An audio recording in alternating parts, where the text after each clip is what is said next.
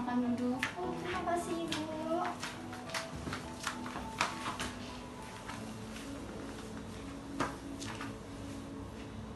Ada apa ya, Dek? Jadi mohon maaf nih Ibu, sebelumnya saya di sini Alizara Aprina, mahasiswa Bakti Kencana, ingin melakukan penyuluhan dengan ibu hamil. Sebelumnya ibunya namanya siapa? Ibu Mutiara. Oh, Ibu Mutiara. Ibu hamilnya udah berapa minggu? 20 minggu. Oh, udah 20 minggu. Nah, sebelumnya Ibu sudah melakukan pemeriksaan? Belum pernah. Oh, belum pernah. Kenapa Ibu? Karena saya merasanya baik-baik aja gitu, nggak ada keluhan apa-apa. Oh, jadi belum pernah ya? Iya. Kalau begitu Ibu tahu tanda-tanda bahaya kehamilan seperti apa? Nggak tahu. Oh, tidak tahu Ibu. Nah, baiklah Ibu, di sini saya akan melakukan penyuluhan tentang tanda-tanda bahaya kehamilan. Apakah Ibu mengizinkan? Ya, silakan. Saya di sini akan melakukan sebelum menjelaskan tentang tanda-tanda bahaya kehamilan, saya akan menjelaskan apa itu pengertian kehamilan.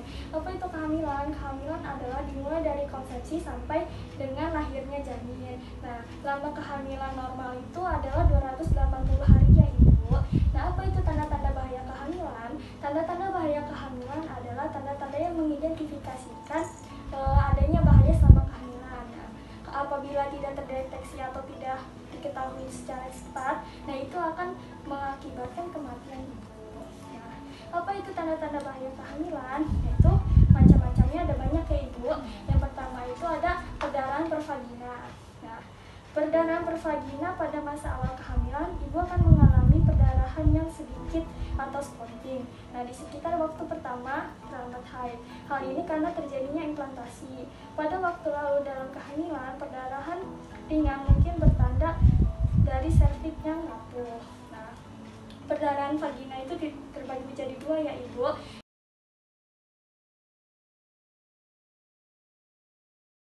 Ini perdarahan yang terjadi pada masa kehamilan kurang dari 22 minggu. Nah, yang kedua itu ada pada akhir kehamilan atau HPP. Nah, ini perdarahan yang terjadi pada kehamilan 22 minggu sampai sebelum persalinan. Nah, yang kedua ini ada sakit kepala yang hebat ya Ibu. Nah, sakit kepala yang menunjukkan suatu masalah yang serius adalah sakit kepala hebat yang menetap dan tidak hilang kalau sudah beristirahat. Nah, itu masalah ya Ibu. Nah, itu salah satu gejala preeklamsia. Nah, sakit kepala yang menunjukkan suatu masalah yang serius itu dibagi menjadi 3 Ibu. Sakit kepala yang hebat, sakit kepala yang menetap, dan sakit kepala yang tidak hilang setelah beristirahat. Nah, selanjutnya ini ada nyeri abdomen yang hebat.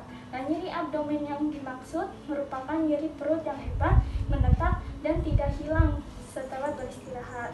Nah, hal ini bisa terjadi appendicitis, terus abortus, infeksi juga bisa ya Ibu.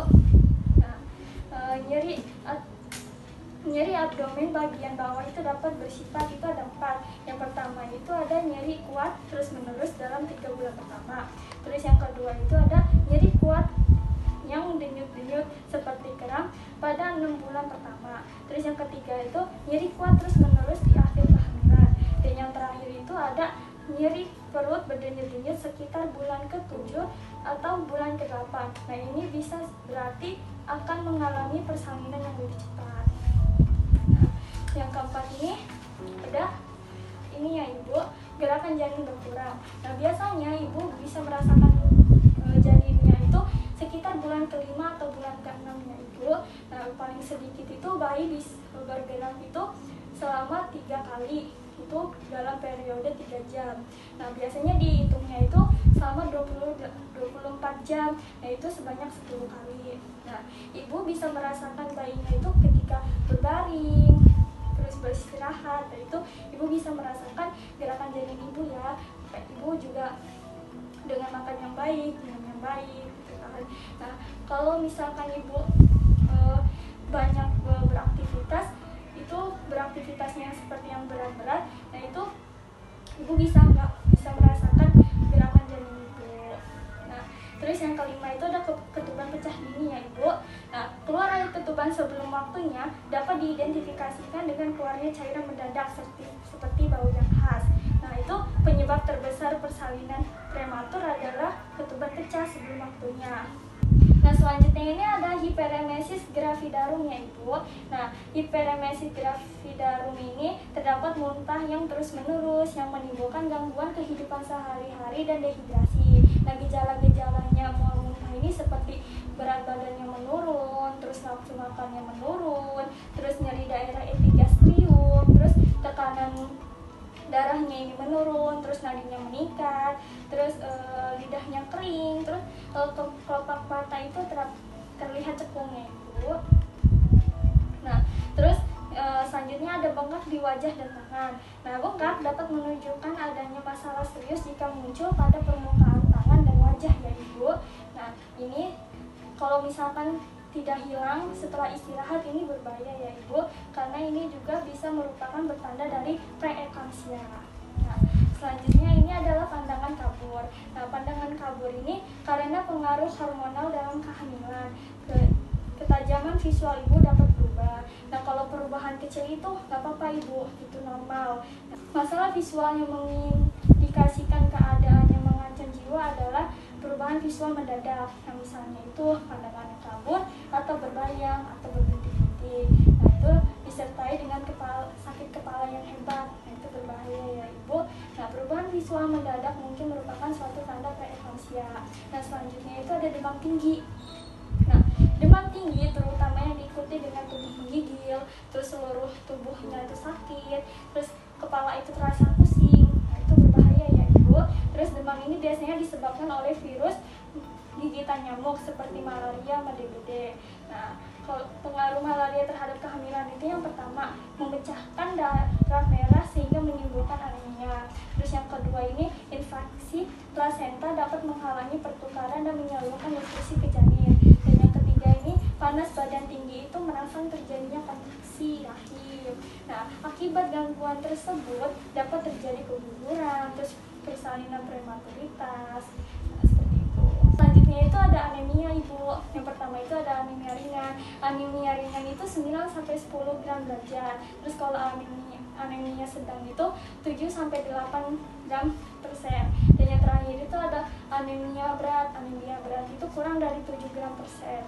Nah, pengaruh anemia pada kehamilan itu dapat terjadi abortus, terus hiperemesis gravidarum, terus juga terjadi infeksi juga ya Bu. Dan gejala-gejala anemia ini seperti bagian dalam kelopak mata, lidah, kuku itu terlihat pucat. Nah, terus lemah dan merasakan cepat lelah, terus kunang-kunang, napas pendek, terus nadi meningkat, terus pingsan. Nah, itulah Ibu tanda-tanda bahaya kehamilan. Nah, sebelumnya ada yang ingin Ibu tanyakan? Ada deh, jadi kalau misalnya penglihatannya itu sedikit kabur gitu, tapi sebentar saja itu berbahaya tidak ya?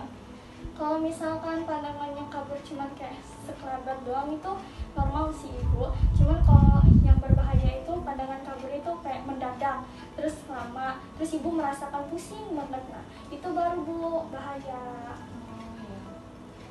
Ada yang ingin Ibu tanyakan lagi? Sudah cukup. Baiklah Ibu, untuk mengetahui Ibu memahami tentang tanda-tanda bahaya kehamilan, bolehkah saya bertanya kepada Ibu? Ya, silakan. Bisa tidak Ibu menyebutkan macam-macam tanda-tanda bahaya kehamilan itu seperti apa saja? Tadi ada anemia, terus demam tinggi, pusing kepala yang hebat, itu bengkak pada wajah dan tangan, terus ada pendarahan pervagina. Nah, itu benar Ibu.